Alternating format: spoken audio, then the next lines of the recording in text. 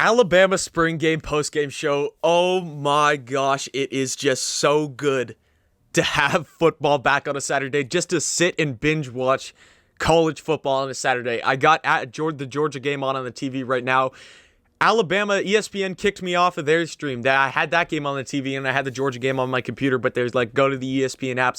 And I don't have the ESPN app, so I was just I'll start my post-game show. I pretty much got a feel for what happened in this post-game and what I need to talk about. I got the Georgia game on the TV, so it's just an amazing feeling having football back. So thank you guys so much for tuning in. I really appreciate it. If you are happy that football's back, do something that would be greatly appreciated on my end and hit the like button down below. And while you're doing that, hit the sub button as well, because we do tons of college football content on here, especially SEC content. The past couple of months, I went through and did early season predictions for every and each SEC team. I got Alabama done, so I'll put a little notification up there for you to go watch that video. It's an amazing video, tons of views, and it seemed like Alabama fans seemed to like it. I'm pretty sure you will too. So if you haven't checked that out, definitely check it out. But let's get into this Alabama spring game, because spring games are something that, yes, there's still tons of time before kickoff. We have about, how many months? 6 months? 6 months, I'd say. Just doing that in my head quickly, could be completely off, but I said we have 6 months until kickoff actually begins in September. But it's always a good start to see what you have on your team, and I think especially for Alabama this season, because you know the losses that you have going into next season. You lose McCorkle-Jones, Mac Jones at quarterback. You lose Najee Harris. You lose Devontae Smith. You lose Jalen Waddle. You lose Alex Leatherwood. You lose Landon Dickerson. You lose Patrick Surtain. You lose Dylan Moses. The list goes on and on and on for the losses that Alabama will have this season. But yet, each and every year, Alabama has been able to reload because of their constant recruiting and because of the constant talent that they're bringing in. And the spring game kind of shows and gives that reassurance to especially Alabama fans. If I'm an Alabama fan watching this game, I am reassured that there is still talent on this program. Even though you are losing some of the best players that have ever played in Alabama football, there is still talent on this program. And I think that you should be definitely reassured and definitely feel confident in what your offense and a bit of your defense. The power of turnovers, I think that's something that we're definitely going to get into later in this video after we talk about the offense. But the power of turnovers for the defense is kind of going to be the key for them this year. Talking about the offense, first of all, I think most people who tuned into this game, if you're not an Alabama fan, tuned in to see how Bryce Young will do in his second spring game now, because he was a freshman last year. He's going to have to step in for Mac Jones. The last quarterbacks that Alabama has had is Jalen Hurts, Tua Tagovailoa, Mac Jones, and now Bryce Young. So you got some pretty big shoes to fill after filling in for those three guys. How did Bryce Young look overall in this game? I thought, for a young guy still, let's not forget, yes, he did get some experience in the SEC games last season, but he didn't play a full game. He hasn't gone up in any high-pressured moments yet.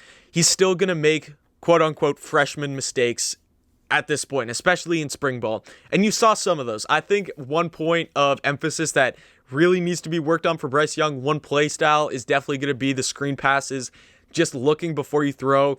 There's one screen pass that I remember he threw that there's a defender right on the running back. Wasn't even close, should have been picked off for a pick six, but the Alabama defender dropped it.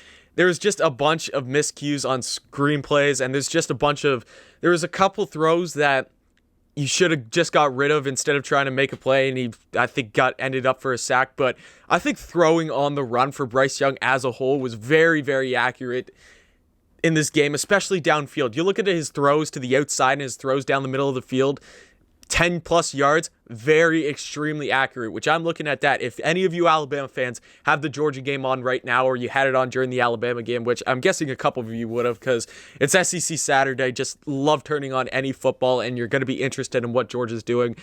Georgia, I think so far, they're just getting started in the second half. I think they've thrown two balls of 10 plus yards in this whole game. It has been very, very short plays for, here we go. Here's a bomb, and that just made me eat my words, because they just threw a 40-yard pass that got intercepted. I can't remember who's in a quarterback there.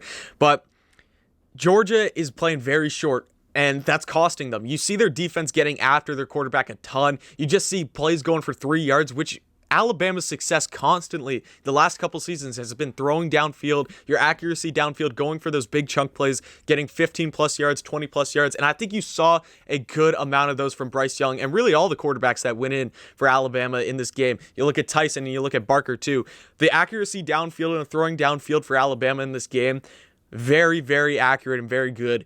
It's just kind of those shorter plays, the screen passes again, and just bad decisions of when to keep the ball, when I think is where Alabama is making those quote-unquote fresh mistakes at the quarterback position. But all in all, from a unit standpoint of this Alabama quarterback position, especially looking at Bryce Young, I think he's going to be very good this year. I think he's definitely going to be a top 3 quarterback in the SEC this season easily. He looks like he's going to be really good for Alabama. Let's move on to some of the guys that he was throwing to today. First off, let's start off with John Metchi, who wasn't playing in this game, who's obviously going to be one of the bigger wide receivers for Alabama next season. He was kind of the second guy other than Devontae Smith once Jalen Waddle went out, and I think he stepped up in a major role. I love John Metchi because he's Canadian and I'm Canadian, so I love watching John Metchi, but he's going to be the main guy for Alabama this season. But then on top of him, Billingsley, you got Trey Holden, you got Slay Bolden. Yeah, that's so confusing that you have Trey Holden and Slay Bolden. Sounds the exact same.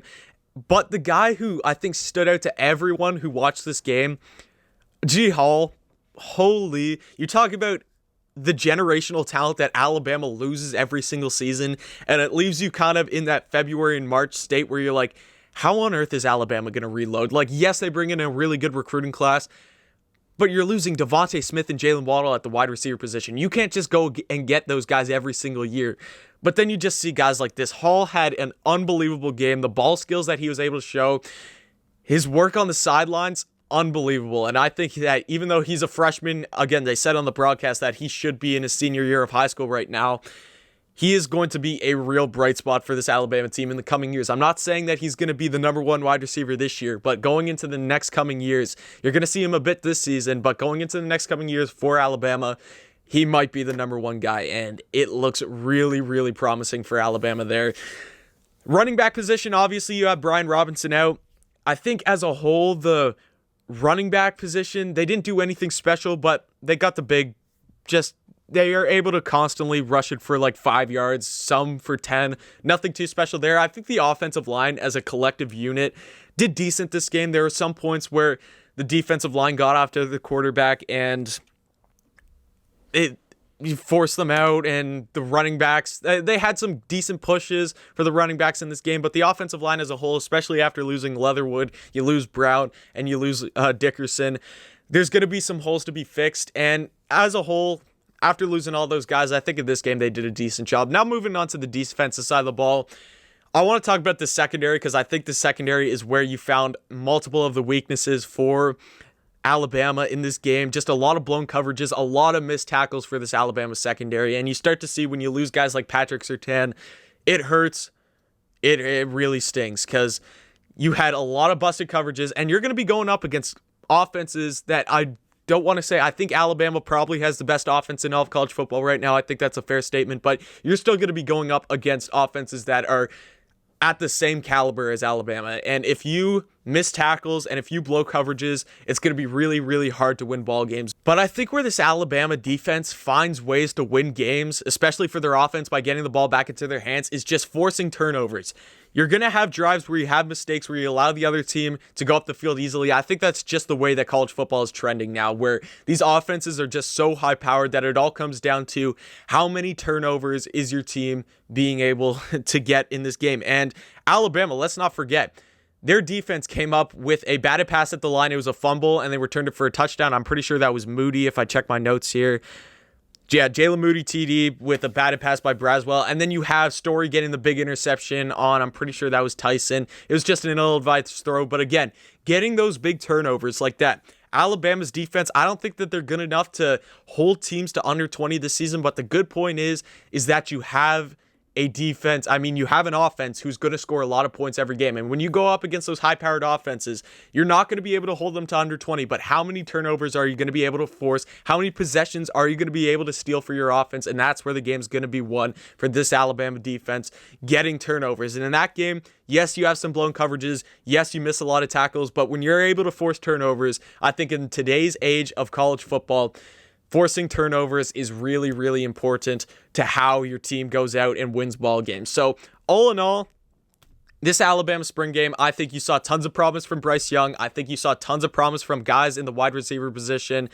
It was just an overall good quality game. It was good to see football back. It was good to see Nick Saban yelling at his guys, and watching him and on the mic in this game was unbelievable. Love watching that. It was great to see that. All in all, it was just a great spring game. So thank you guys for tuning into this video. I appreciate it. Definitely like down below, subscribe, comment anything you thought about this Alabama spring game, and thank you for watching, and definitely come back next time.